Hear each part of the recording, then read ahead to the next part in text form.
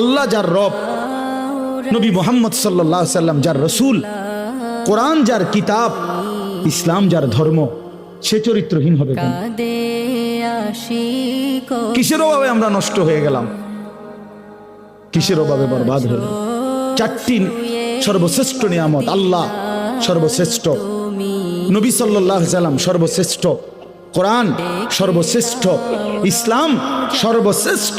চারটি সর্বশ্রেষ্ঠ নিয়ামত আমার আপনার কাছে থাকার পরেও আমি চরিত্রহীন হলাম কেন?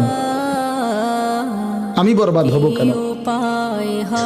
আল্লাহ তাআলা আমাদেরকে ঈমানের দৌলত দিয়েছেন, মুসলমানের পরিচয় দিয়েছেন, একটি শ্রেষ্ঠ কিতাব কোরআন দিয়েছেন, শ্রেষ্ঠতম রাসূল দিয়েছেন।